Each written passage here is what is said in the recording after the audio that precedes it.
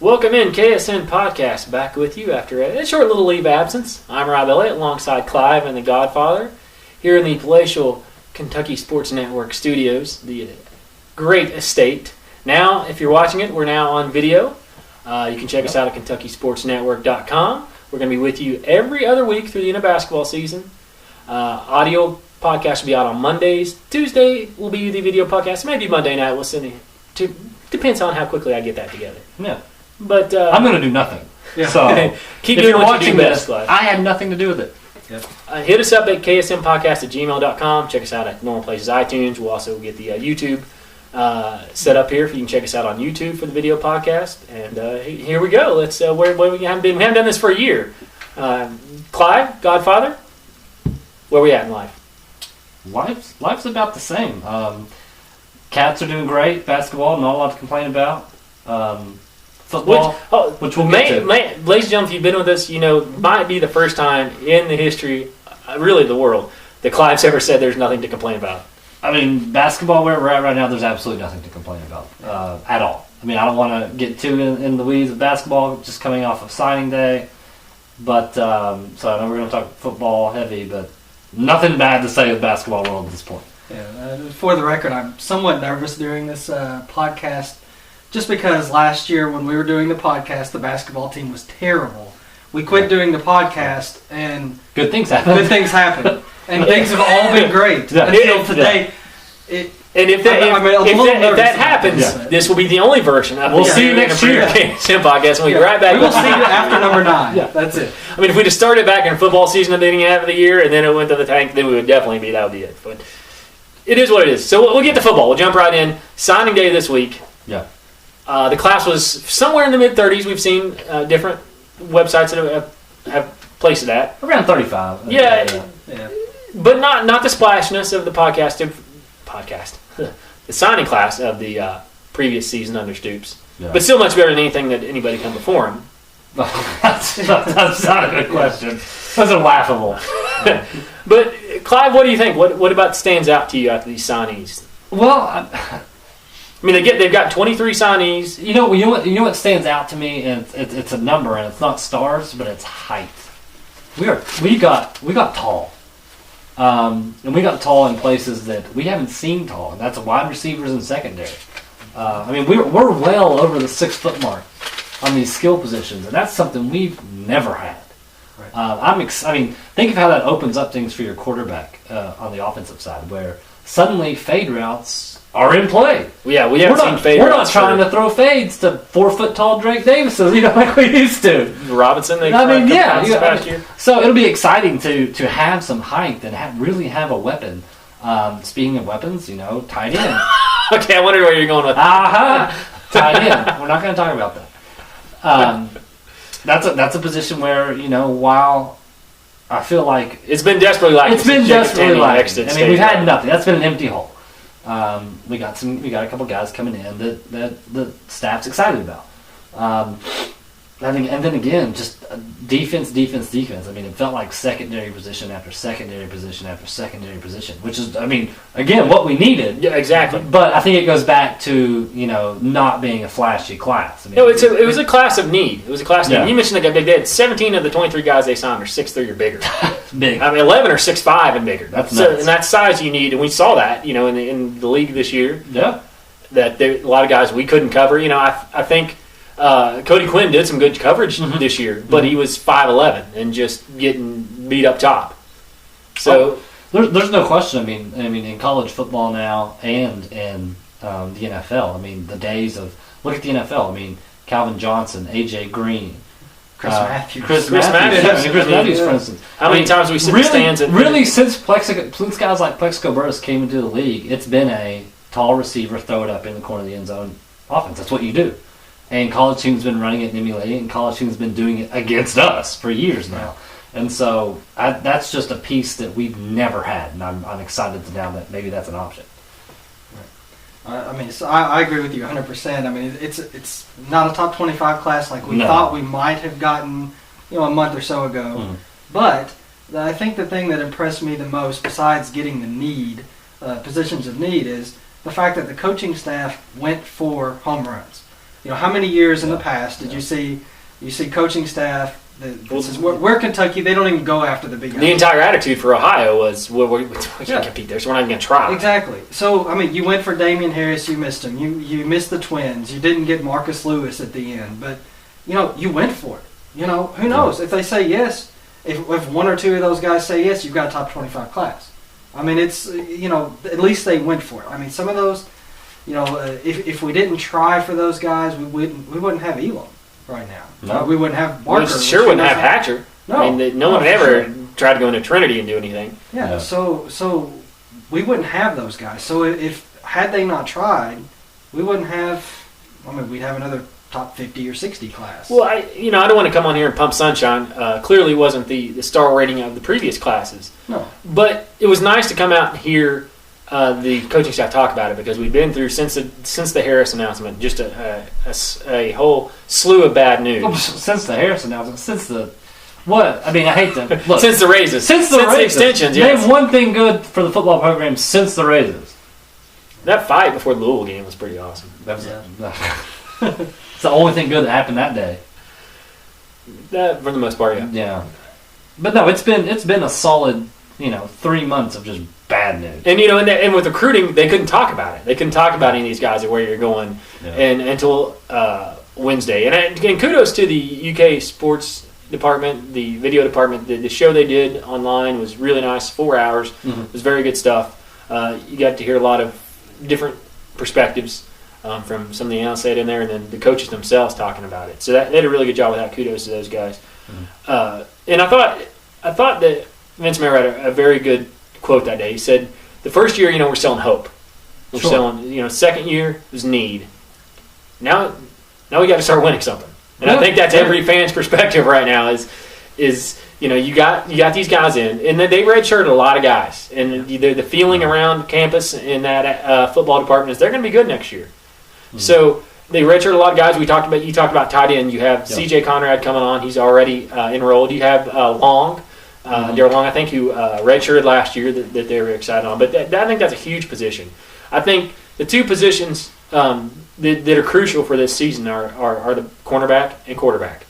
Yeah. They got to get consistent quarterback play if they're going to do anything. And then the corner, the secondary, has been tough. It's got to improve. Yeah. Period.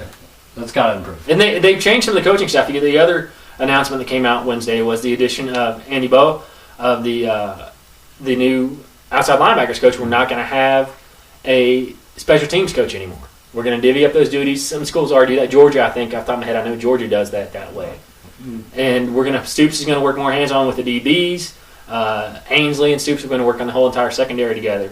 So they're going to do it's more of a group effort on special teams. Can't get much worse than it was this year. Addition by subtraction. Right. We've seen that right now in basketball. Navarre was not getting it done. Exactly. And you have Stoops doing what he does best, mm-hmm. coaching defense, position, and yeah, I think it'll be an improvement, and I agree, it can't be worse. So. Look, I'm a big Mark Stoops supporter. Yeah. And people who've listened and now watch this podcast know that I was not a fan of the last regime at all. Look, him getting more hands-on in any role is a plus for me. Yeah. I'm in full support of anything he wants to do and getting more hands-on involved. So him getting more hands-on with the DBs is fantastic for me. Him getting more involved with special teams is fantastic for me. I support that 1,000%. Is there anybody in this class that you signed for? Is there anybody that kind of stands out to you that you want to see maybe either make an immediate impact or you think is going to make a big anyone we impact? drafted in the secondary. I'd say drafted, but sorry. I like Westry. I like his size. I like 6'4". He does a 4.4 40. He's a beast. They got him to flip from Auburn. That's a heck of. The advantage he's going to be is he's going to be able to play press coverage. Yeah. At 6'4", 4.4 40, he's going to be able to play press coverage. Absolutely. Which we've not had in forever. Question marks pop up over my head here. Like I don't know when we've had somebody who could play good press coverage. So he's going to be able to be physical at the line of scrimmage, which is what LSU did this year against us, and really took our wide receivers out of the game. Forget LSU. That's just what good teams do. That's what good teams do. Period. Is if you've got guys who can be out there on islands and keep wide receivers in check, that makes life so much easier for your interior. That makes life so much easier for your linebackers. Okay, I mean you're which we sorely lacking. You know, if you're a Deion Sanders or you're a Revis, when you're playing against teams like that, if you got good corners, they take people out of the game. Yeah. Like, you eliminate offensive positions. And we've never been able to do that at UK. I mean, period. So if there's anyone... Well, our great secondary names in history, you know, Gerard Lindley. Party of one. Gerard Lindley, party of one. Party of one. Secondary party of and one. no offense to Trevard. Trevard was small. Trevard He was undersized. He was not a press guy. No. He was much better coverage. Coverage. He was a cover 3 guy. He could monitor an area for you, but he was not going to keep someone at the line of scrimmage. That's not the game he played. And if you just have one guy, you just throw away from that. Right, exactly. It's a lot easier. Yeah. So if anything in the secondary that can really give AJ Stamps some help, that's a plus. I mean, I hope it's. I mean, I'd like to think it'd be Westry. I mean, I love his numbers, but any of these guys, that's a position that if someone can come in and make a difference, there's a lot of opportunity in the secondary for this team. Do you know what for you, Godfather? Anybody you say that stands out that you think immediate impact? Immediate impact. Miggins could possibly. He could come in and Miggins and Bell. he can contribute, and Bell was the other one. That's why On I the was D-line, going there. could I be. know the staff is Well, you're really bringing high on Bell. the JUCO guys, which you hope can Right. immediately come in. Yeah, it can be a guy like. Well, that's the point of a JUCO. Yeah. Let's be honest. like a Zadarius. They can come in and they may not be dominant, but they can provide a spark, and they Yeah. have experience, and then they have more of a football body at that point. And actually, if we just have someone on tight end who's alive and breathing in the game, that would be an improvement. Well, that can catch a pass. That would be making a Can catch difference. a pass. Well, they weren't Yeah. even in the game previously. What are you talking about? For the beginning of last season, we had a guy in the game. Yes, we threw to him at the Little end Stinger zone. got one Little throw. Stinger just- Little Stinger got one throw, And, dropped it, and was done for the year. well, Never to be seen again. That's the way it should have been after a But while. I do think that this offensive coordinator, we haven't seen him coach a game yet here, but Yeah. I think he will use the tight ends a bit more. And How could he know The floor is only, Yes, you can only go so low. the only way he could use them less is He didn't to play them. run 0 plays. he seems Put to them into the be game. more of a vertical passing game, in which case you, in theory, will have tight ends, down the field. yeah. In theory, Yeah. Instead of a In little theory, bubble yeah. screen, and it's we'll have a different type of air raid offense, I believe. See, that's something I'd like to talk about. Let's hear it. You really think that's what we're going to get from him? Yeah. And I don't mean that sarcastically. I mean that since I have no idea what we're going to Well, get. I think it's very hard to know what to expect. I have because he's no running- idea what to get I mean, from him. his previous play calling stint He was hasn't been a at play caller. at Stone Cold Steve Austin University. Yeah. He passed the ball like 1,000 times a game. I mean, literally, he was going 70 to 80% pass Yeah. plays. yeah. I don't But you're think, not going to do that. Yeah, you're not Our going to do running that backs in are the too SEC. good. And I don't think Mark Stoops wants that. No, I think you wouldn't. being a defensive guy, you want a little more equal. Well, you got to because control want the ball. You got to control the ball. But West Virginia clearly ran the ball a lot. Yeah, but it was a not lot of as running spread quarterbacks. too. It was a spread. And they did a lot. I mean, they ran sort of the New England running. Yeah. Which is we're throwing the 3 out flat to the running back, which is essentially a handoff, but you are Right. throwing it. Which in our case, if you have Boom Williams, Yeah, you could I'm run fine that. with it. You're fine with it. Absolutely. Yeah. I mean, as long as we're not running the quarterback up the middle on 3rd and Louisville second game 11 over with again. 40 seconds to go in the game, I'll be fine. Let's take chances. Let's not just sit around and hope that maybe they'll forget that we're just going to run the quarterback, or they're not all South Carolina, and we're not going to be able to run the same play over and over and over. And he has over. stated on record that he likes to throw the ball. He likes to go vertical. He likes vertical passing. Yeah, but that's We'll- what we'll everyone. see. That's We'll that's see. also a Right. No, there's not a whole lot of offensive coaches that come in and go, well, I kind of like to just throw it to the sideline. Yeah. Well, and It's the signing day quota. Here's- We don't have any good players. here's the Everybody's problem. sleeping on And signing day. I mean, this is going to sound really elementary, but football is 22-man game. Okay, it really is because. Well, And I say that for because Kentucky, we can't forget the punter. fair Not enough. to go 20. But I say that because UK's been a team where our offense is, while we have sparks, we're just inconsistent on offense. That's been fair to say. While we have talent, we've been very inconsistent, and that kills us because our defense gets tired. Our defense ends up staying on the field much longer than they should, and then if our offense comes out and has a bad drive and goes to 3 and out, we put our defense back on the field and suddenly we give up another touchdown. The game's over. It's happened. I mean, that's been the story of UK football for how many years? Yep. Hal Mumme all through, even Joker. Is that anything we do on offense with Randall Cobb or someone, if we strike out on a second or third down, suddenly our defense has not had time to rest and they're back out on the field. Well, I mean, last year came minutes down on offense. If they put themselves in a hole on first down, if they threw the ball and it was incomplete, or they got blown up on a running play, it was done. The drive was done. Yeah, if you didn't get it, and they didn't have to get a lot of positive. If they just got 2 yards on first down, it seems like they had success on offense. Well, here's what I'll be interested with this guy is with Neal. I honestly, Neal's 2 seasons here. I never got a feel for what he was really trying. Yeah, I was going to say that was going to mount to you. I never got an idea of what his offense. I mean, I know he blew those stupid sirens, which are terrible. Okay, I know we had a stupid. We called it an air raid. It was never an air raid. It wasn't. Okay. No, because it was several games before we had a passing. Yeah, right. I mean, it was never an actual. I'm not going to lie. I'm not sure the first season if we even had a passing touchdown. Yeah. But I mean, what were we ever really trying to do? No, with Tolles last year, I don't know what we were trying to do. Especially got towards the end. That I understand when you're going against Georgia, you're getting beat left and right, up and down the field. But Missouri, from Missouri on, the Missouri game is the key for me. From the Missouri game, it looked like the wheels on the offensive side of the ball, and I mean this from players to coaches, just came off. Gone. The frustrating thing to me was the Missouri game. You could have won if you'd have thrown the ball more. Right, you just could have. I agree, but I mean, go back to the play calling during the Missouri game offensively. What was going on? And it seemed like for this staff that second half of the year on offensive play calling, that even up early in the season, you go to that Florida game, if they start throwing, they open up the ball and start throwing it in the second half, and all of a sudden they get the lead. Yeah. If they'd have done that first half, because they had guys, I don't know if they didn't realize that they had game players, maybe the guys were doing in practice, but you had guys in a Garrett Johnson who were going up and getting the ball, a Blake Bone who were going up and fighting for the ball, taking the ball, taking the ball, and maybe they weren't wide open, but it got to the point where they just had to throw it, or it was done.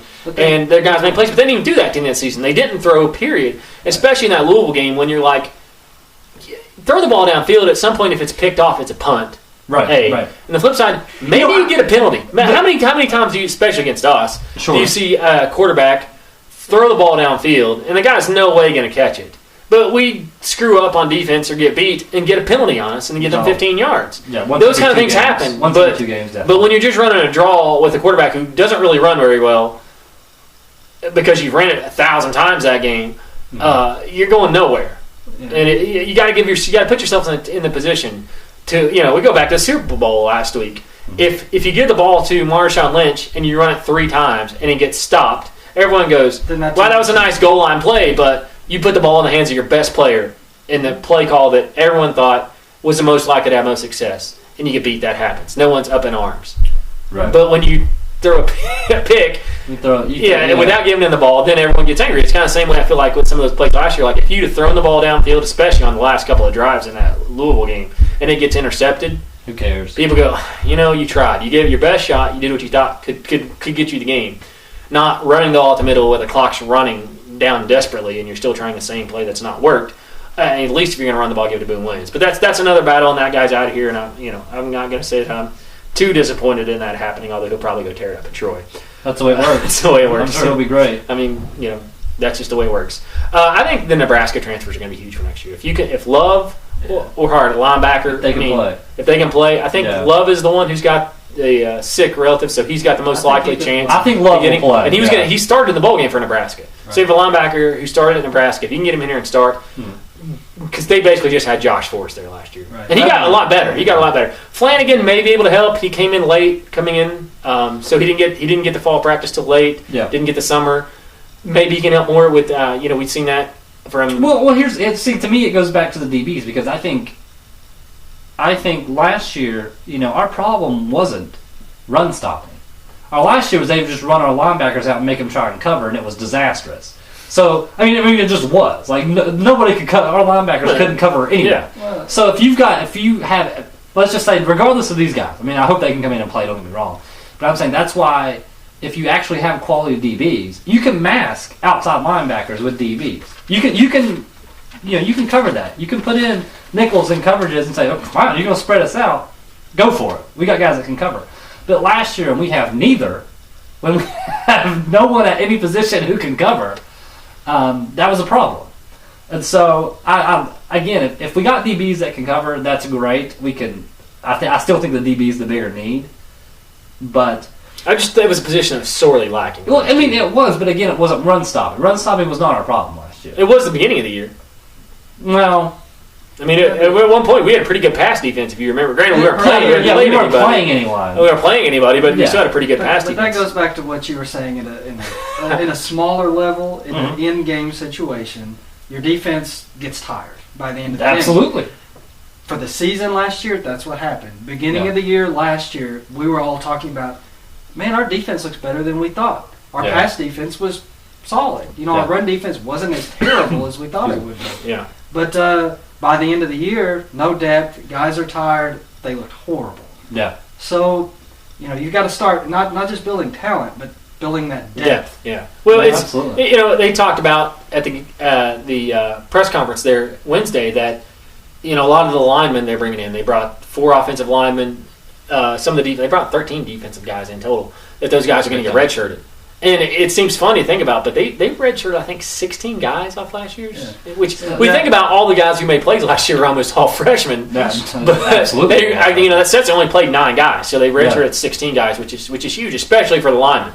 That's on both sides of the ball. You almost have to redshirt all those guys. Yeah, I mean, especially the freshmen. Underclassmen linemen do not need to be playing in a big program. I mean, that's going to be huge, and I think for next season, a lot of people, I myself have done this, going, you look at that schedule. They got Auburn. Your home game is, if you haven't got tickets, I don't know what you're waiting on. Auburn, Tennessee, Florida, Louisville.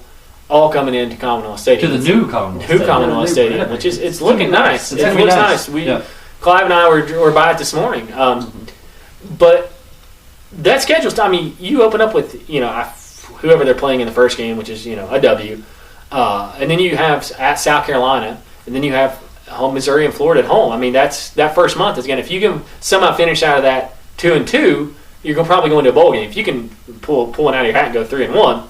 Then you're definitely. But if you can protect home, I'm not saying going undefeated at home because again that home schedule is crazy. Yeah. But you're going to have a lot of big games next year. That stadium's going to be rocky. You've got Auburn on our first Thursday night game ever. That's going to be awesome. Which is going to be followed by a heck of a weekend. You're going to have Midnight Madness, will be Friday night, and you'll have Keeneland on Saturday. Oh man! And then 2 weeks later you're going to have Tennessee on Halloween night.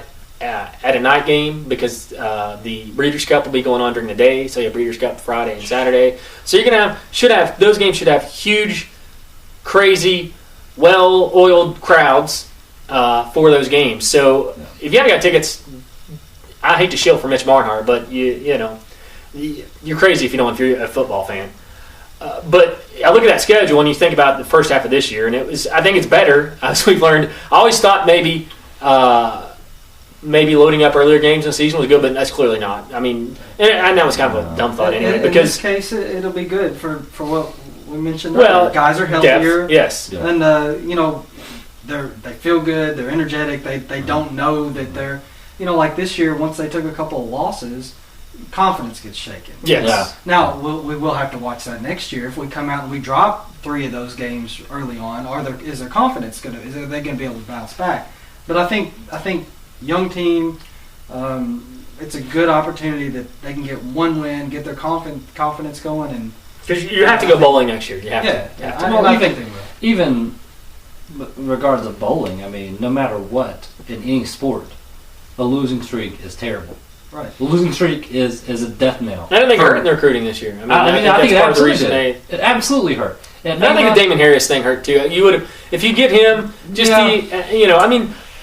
Here you go, Clive. Go ahead, Clive. Look, I'm going to go ahead and turn off my mic and turn off the Godfather's mic. And I'm going to take the headphones off. This moment is brought to you by Clive. Yeah, this moment's brought to you by Clive. This kid. I'm going to go ahead. This kid, I got a lot of problems with this kid. All right, because one, this kid's a taker. All right, he's an absolute taker. Now, I don't want to crush the kid for not going to UK. False. False. You want to crush the kid. False. You want to crush the kid. I'm not going to crush the kid for not going to UK because you know what? I can't. You want to go to Alabama? I don't blame you going to Alabama. I mean, I get that. Okay, but it's when you open your mouth at. Thank you. You open your mouth and say you made your decision at the Iron Bowl. Okay, 2 months before, long before we got you tickets, you were sitting, tickets for UNC UK basketball game. long before you're wasting people's time, you're tweeting out little things, go Big Blue, getting involved with the fan base. You're a liar. Okay, you're an absolute liar. And that bothers me. That absolutely bothers me. The tweet out, I think, 48 hours before the signing decision, when you retweeted Matt Jones.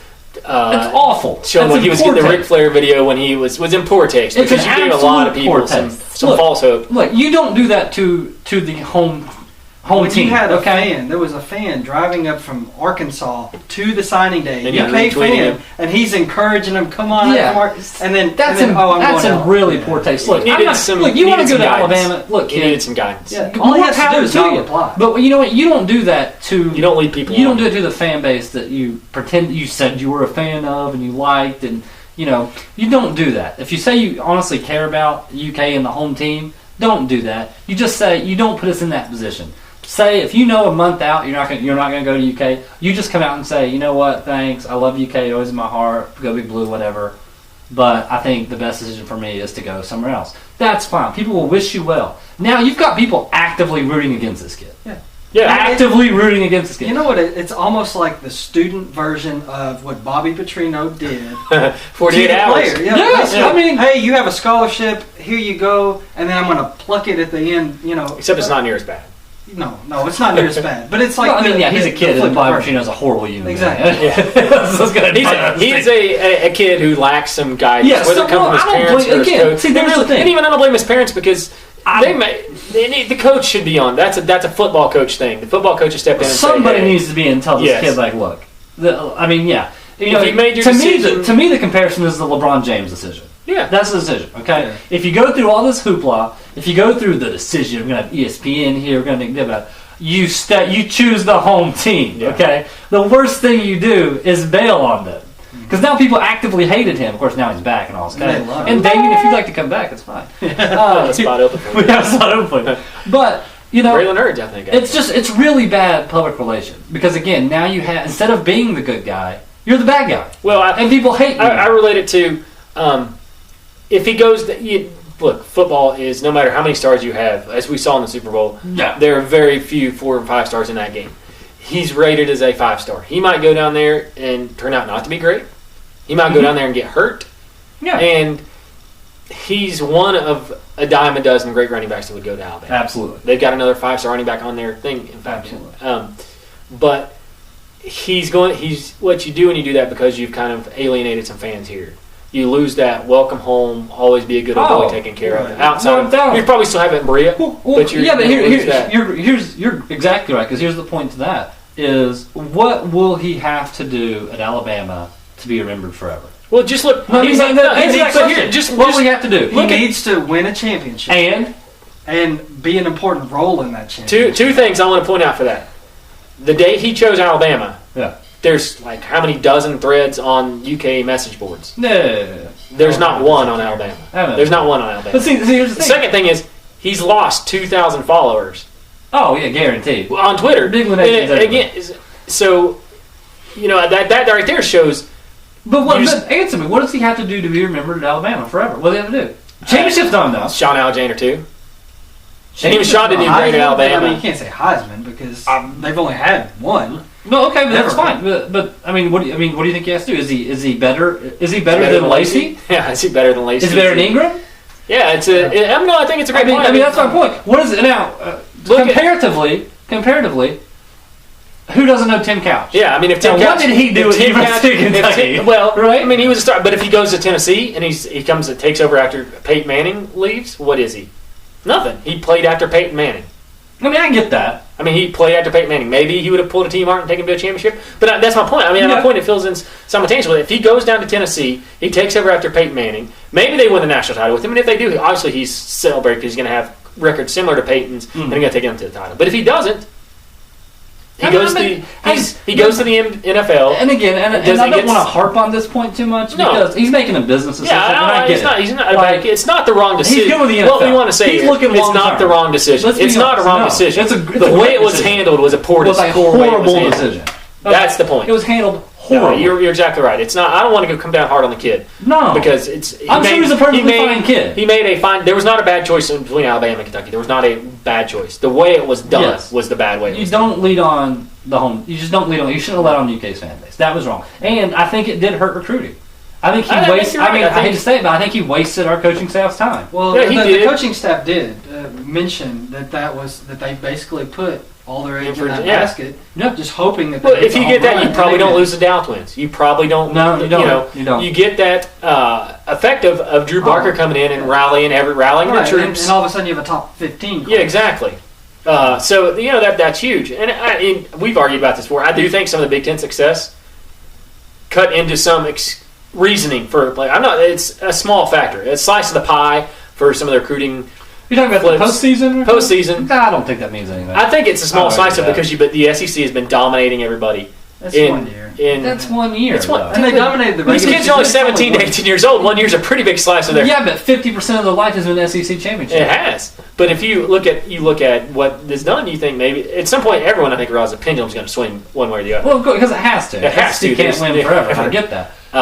But I don't think I'm that- talking I a small disagree with percentage. that. I'm not talking big points. But I want to get back to what Mike talked about just a minute ago because my second favorite thing to do besides talk about UK football is to bash Louisville anything. So Yeah. let The Godfather. the Godfather whatever. So yeah, so Bobby Petrino, everybody's favorite changed man caddy. I mean, how do you do this to a kid? I mean, you go the day before, or less than 48 hours before signing, and oh wait, we don't have a scholarship for you, but we do have a scholarship for the guy who wants to blast his girlfriend. I mean, that's the how is this? That's the Bobby Petrino Hell's down way. Yeah. So, I don't know. I mean, to you Louisville fans, if anybody is a Louisville fan listening to this, first of all, Why? Why? But two, if you have Fourth Street's Louisville open. fans, I mean, come on. 4th Street is open, right? Yeah. Oh, this brought to you by Crown Royal. Oh, we just got some Louisville followers. Here we go. So, I don't know how you can preach that he's a changed man or anything. I mean, how can you be proud of what he's putting forth? I mean, it's He's a it's horrible just- human he's being. just a- Yeah, I mean, let's just go put it out there. he's a horrible He's human a being. horrible human being. He's it's funny to see the Louisville. It was nice to see because the Louisville media refuses to call out the university for anything. Oh, it's never. Just a few select members of the Kentucky media who even say anything, and a couple of fringe times. I mean, obviously when Bobby left the first time, Tommy had everyone ripping him, and his buddy, Pat 40 was ripping him. But now he caddies for his daughter. Back so in the everything's circle, okay. baby. Circle of trust. Circle of trust. I like that. But now the national media, because the player has complained about it and the coaching staff, Good for them. As they they've should. made it a story, and because of Bobby's past, this is the reason it's a big story.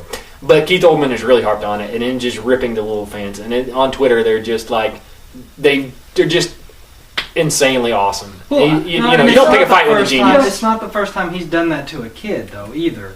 It's just a previous time they were winning at Louisville, so no one cares. Right. And, I mean, they're winning at Louisville now, but after But even everything he's done, the kid he since did then- before from Kentucky, he still did it early on in their career. It was It early. It was wasn't in at the the last fall. It second. was not in Right. 48 hours. But it- Because let's be honest, this happens to everyone. It the does. thing is, It does. they do it. They do it in the fall. They do it. You do it early. You don't if do it 48 hours you before realized. I mean, you Sunday. should have realized months ago that Hallman was not coming back when he Right. leads Right. the nation in interceptions. Newsflash, So you realize not coming back to Louisville. So the deadline for that was like just a few days after the championship game, like the 15th. I don't follow straight facts here on this place, but No. he knows then they're going pro. Yeah. You call up a kid if you really need it. You call up a kid and say, "Hey, we have to have some defensive backs. We have unexpectedly had some guys go pro. Unexpectedly had some guys jailed in prison." Well, Happens. expectedly. Unexpected that would happen while they were here. They would accept it after we'd keep them just out of pay their bond long enough to keep them out of jail. And you say 3 weeks ago and say, "Hey, look, we might need you to gray shirt. If you'd like to open up your recruiting to find something else to go, that's great." But 40 hours before, there's not a whole lot of time to scramble around to find a place. I think he is going to be able to. Looks like he may end up at Marshall. which will make a few people happy, I know. But it's because of his past that he's done this. And the thing I don't understand is no one, even in the national media, hasn't brought this up. They just point out how bad that is. But he did it, as the Godfather said, bringing a guy who pointed a gun at his girlfriend. And I don't understand from his perspective. When Coach Cal came, you had the Lance Stevens situation. And he looked at it and said, you know what, I don't need that kid in my system. Right. Might have needed it in Memphis, might have needed it in UMass, but I'm at Kentucky now, and I don't need that. And I have a past, I have baggage that comes along with me. So I want to distance myself from that baggage. Petrino, he gets the opportunity here to go, because, let's be honest, what difference is this kid going to make for them? Absolutely. A win, maybe. He's 2 years, got 2 years left. He comes in, and you get the opportunity to, and again, he can't publicly talk about recruits, I understand that, but you get the opportunity to leak it through the circle of trust. You get a Bozich or a Pat Forty, you get somebody for Tommy to leak it out and say, he wants to come here, and I just took a look at his background and his situation, and I don't ever want to keep a kid from going to school. Right. If he wants to come here, he can walk on this year, he can gray shirt this year, get his priorities straightened out, and then he can join us in the fall of 16. Well, and you had the opportunity there, and then you can trot out Pat Forty to right. Not only has he caddied with his daughter, he's not all about winning. He's grown up because he's grown up. He's a grown man. He's moved past that. He wants to do what's right, and he wants to make better kids. And no UK fan or those who control Keith Olbermann can say that it's right. Bobby's a changed man. Bobby did what was right in this situation. But Bobby can always find a way. First of all, Bobby is just such a morally bankrupt person. He just is. He's bottom of the barrel. I got to say on this whole thing, and this is beside the point, but as we've mentioned before, how much Rick Pitino hates the Bobby Petrinos there. He didn't want him there in the first place, and then now he's got this blowing up, which again brings up the morally bankrupt, brings up how bad Louisville fans are, brings up how bad and you've got Louisville fans picking a fight with New York media, which is where Rick wants to be biggest buddies and keep everyone happy. It's just it's not. It doesn't. And maybe we're spoiled. Doesn't endear himself. Maybe we're spoiled because we have Coach Cal, who is the best marketer in the game, the best public relations person in the game. I just don't understand how there's not someone. Clearly, obviously, Bobby surrounds himself with equally morally bankrupt people. Because you're telling me that one person was around him and was like, "Hey, Bobby, this is maybe the worst decision ever. We can't do this." And you've gotten, that you're exactly right. Can we get some kids from Vandy? There's a couple of guys. Oh gosh, maybe they won't run the pistol next year in Louisville. Oh, ouch. But everyone's bringing their equipment. Bringing their own equipment. Suddenly there's a lot of people want to play offense. Man, that's, gosh. Wow. But, yeah, this was served to you on a silver platter. It really was. It was served to you to say, you know what, this is perfect. You get to show everyone how different you are and how changed we don't have a scholarship opening for you. We've had a kid who's been with us for 8 months. That's a chance for you to say something, make a stand and show what a good person you are. And Bobby does the Bobby thing and says, "Sorry, kid, you're done. I'm bringing in this kid. Bring in Sharpshooter over here." Of course, if you're a Louisville fan, you're sitting there, you're in total spin control. There's Bobby giving this kid another chance. He had another chance. What about what happened at EKU, man? What about my EKU, man? Gosh. Oh, well, in the police report, we're listed as the victim. So, what about the airsoft guns? Such a joke. Oh, airsoft as opposed to actual live real gun pointed at another human being. That's totally the same thing. Exactly. It's comical. It's comical. It is. It's comical. It's almost unrealistic. At some point, it's a house of cards over there, and I wonder when it tumbles because you can only spin so much and make up so much BS and commit so many crimes. You can do that until it has to catch up with you. Or Florida State. Even then, it has to catch up with you. That has a culture of that. Louisville. They have a culture of it. Oh, I know, but what are you talking about? But they don't have the infrastructure to keep it down like Florida State. They don't have lockdown on fan base. Yeah. There's too many UK fans around. That's the problem. Florida State. UK fans are the problem. Right. As someone who look at I think the prime example is look at UNC scandal right now. That's solely kept alive by NC State fans and the Raleigh newspaper. They kept digging and digging and digging and digging and digging and digging and digging. And it's just that would have been shut down 2 years ago if it wasn't for that. Mhm. But UNC Yeah. doesn't have lockdown there because there's so many other schools around. Yeah, that's tough. No, I mean, I think you're absolutely. UK fans are the problem because the media. You're right. The media is in his pocket. That's not. There's no question about that.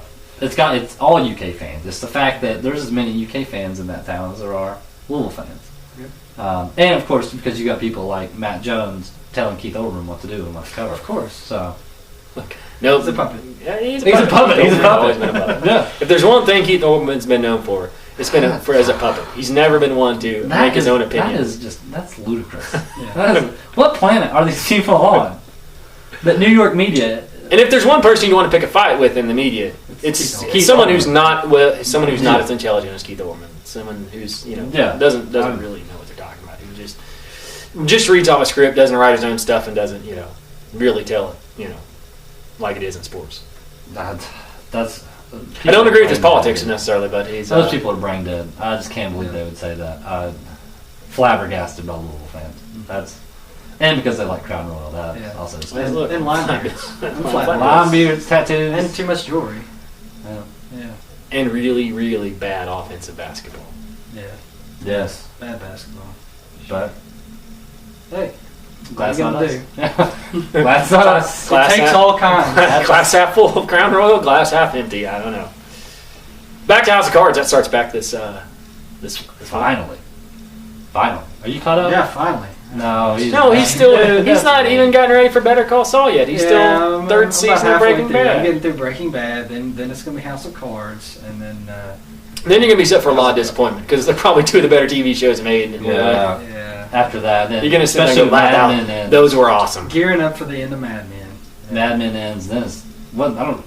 Better Call Saul better be good because Walking Dead has gone awful. It's gone. I mean, there's no point to the show, and AMC can only have so many horrible shows. on Well, at they're one gonna run time. Walking Dead in the ground. You can guarantee it. Well, I mean, since we're already getting a spinoff, We're about getting there. Yeah. Well, it's been it's kind of ran in the ground since they made it to the prison. it's already getting a spinoff. So pretty much we'll just have Walking Dead every night of the week. But I Hey. guess they're playing. It's better than. They're gonna go the USA plan of Modern Family and Law and Order, 7 nights a week. They got Better Call Saul. Yeah, I mean, I hope it's good. Got good We'll see. reviews. Well, we'll check it out this week. I hope it's good. I would say I don't have high hopes, but I have high hopes. I'm not gonna lie. I mean, I need it to be good. I really do. I don't know how to I need it to respond be to good. it. I mean, I need it to be Your good. needs I to don't. be It's met. gonna be. I'm gonna be sad if it comes out and it sucks. I'm gonna be sad. Like I don't want it to be like a Star Wars prequel or something where you just watch it and you're like, this. It's so bad it's almost ruined the original for me. That's what I'm afraid of. And sequels slash prequels have a tendency to do that. So Yeah. Need some good shows on. Need some. Well, I mean, What was my DVR is 94. We have Americans on right now, which is Yeah, fantastic. Americans If you're is- not watching Americans, go Yeah. find it. Watch it. It's fantastic. it is good.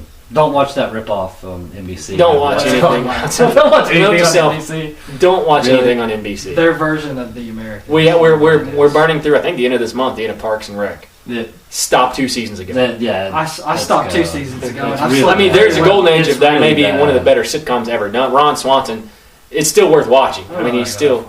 Yeah, I don't Ron think I Swanson's know. awesome, but I wouldn't say one. of Ron the Swanson sitcoms. is great, but the rest of the show is Sitcoms in the last 20 years have not been good. Outside of Modern Family. You know, it's kind of that's interesting. I mean, we are in the golden era of TV. I think it's Drama. coming to an end. I think TV is what people drama are is saying. golden age. But well, it's the age of the anti-hero, right? I mean, Yeah. it started with Tony Soprano, and it's kind of people are saying it's ending with Walter White Right. and Don Draper. But man, you're right. Sitcoms during that same Oh, period terrible. have been terrible. Like Yeah. what 2.5 a Men. drop-off. I mean, Godfather over here watches this 2.5 For the Men. record, I've never seen 2.5 Men.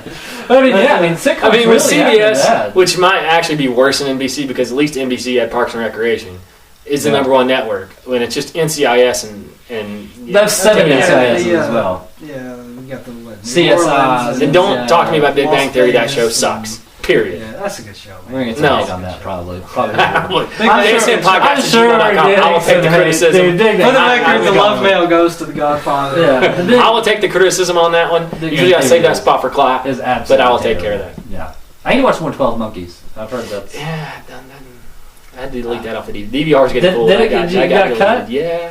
Did you only watch one episode? I watched the first two. I haven't watched the second one yet. It I'm worried me of falling down that same path of Walking Dead and Lost, of two shows that have a cool idea but no clue where they're going to go with it. And Yeah, so you're just like, it's a show where you have the ending, essentially. Yeah. You're trying to work out the middle.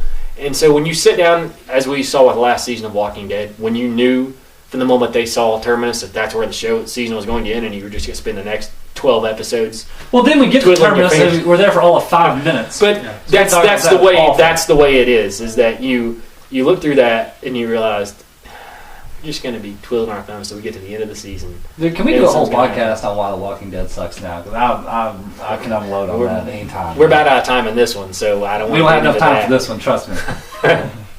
But that did get the axe. It just too much filled up on the old DVR with Alright, I'm yeah, gonna give it a try. Downton Abbey related things from my wife. But for your wife. That's terrible. Sure, If that's I'm for hungry. your yeah, Sure. You know, I want to make some quippy remark, but I've got nothing. No, well. Not that you can put on the air. So, yeah. We'll go back to the Americans. One thing we were discussing earlier is suitcase thing. Suitcase, yes. Don't let Russians pack your That suitcase. was the most If you disturbing. go to Yeah. Russia, do not let them That was- pack your that was- If you haven't watched it or you're squeamish a little bit, But no, let's just go ahead and tell them what it is. if Willis Because- McGahee's injury bothered you, Well, I mean, it's not really a spoiler, so I'm going to tell them who it is. No. But some person in the show dies, and they have to hide it. And the way they hide them, because they're in a public place or a hotel, is to put them in a suitcase. And this sounds really stupid and maybe sick, but I would have been much more comfortable with them, like, hacking off limbs. Like, I've seen so many movies. And you've got, like, Scarface, you've got Saw. American Psycho. I know you're big on Saw. Where, you people dismember people and there's blood and guts. I'm actually more comfortable with that instead of what they did. Right. Which is, they just broke her bones and And the contorted her. yes, the sound. And the they, sounds and were they where showed was, it. yeah. And they showed them, like, pushing and, like, using force and trying to snap legs. And then the final scene where you see just the body bent in the way its body's that was not supposed to literally be. the most disturbing thing I've ever seen. Yeah, it's disturbing. That- It's like, well, that was honestly, painful to it's watch. similar to like a Silence of the Lambs, where the scariest and freakiest stuff is the stuff that they don't show you. Yeah. It's Well, more that's the the best stuff part that's about in your any mind. movie. Yeah, Yes. your imagination. That's why those crazy, like your Saw movies, don't work. They're ridiculous. You know what I mean? It's just Yeah. like, yeah, okay. Seeing it is, you watch Your some- imagination's always way worse than seeing it. way worse. And just, I could almost feel, like, the Except for the snap first two and Star just- Wars movies. Ugh. That was way worse seeing it than imagining what this would be. What, the prequels? Oh, gosh, dude. Jar Jar's Dude, man. Star Wars. Those were way Let me worse tell than you, you imagined it would be. You know what? I guess we're probably running long. Yeah, we're here. running out Well, of listen, time. We get this. I used to be the biggest Star Wars person. Do you know anyone who loves Star Wars more than me when I was a little kid? Actually, How much I did I did know love some Star people Wars? who had way more stuff. Dude, I had They were toys. older than you, which was a little I mean, I had disturbing. all the toys. But I had toys. They were older than you. Okay, you should not hang out with those people. I don't anymore. Okay, you if should they're not. listening or checking Why us did out, you they're know going to know those who they people? are, Okay. and they're probably But going I to love Star Wars. I mean, I could quote the first three. Kids knows those people. I could quote the first three movies. I mean, I watch them every day, and I can't tell you what those prequels. You also watch Aspect. I could care less about what happens to Star I Wars could quote now. that. I could care less. Like these new movies coming out, I don't even care what happens. Like they might as well not exist. They're going to be terrible. Doesn't George Lucas George have a Lucas- picture, so it's got to be better. Yeah, because Disney bought it, and Disney, who typically releases terrible things, even went up to George Lucas and was like, "Nah, bro, You're done. no, you're done. No You're thanks." done. It's terrible. Like what he did to the prequels and what he did to Star Wars to those prequels, things like Jar Jar Binks, terrible. You know what's not terrible video is this podcast. So It's, make sorry, sure you watch I'm everything. You're I'm sure sticking they around came. for the whole thing. They Stick really around came for that. it. Check us out, KentuckySportsNetwork.com. The video podcast again will have up Tuesday mornings. The audio podcast will have up Sunday night, Monday morning. Hope you enjoyed it. Send all your complaints to ksmpodcast@gmail.com. That's it I'll for this read week. Clive, Godfather, nice work for back for It's good to be back. the old redo. Yeah. Good to be back. We'll be back with you in a couple weeks. That worked.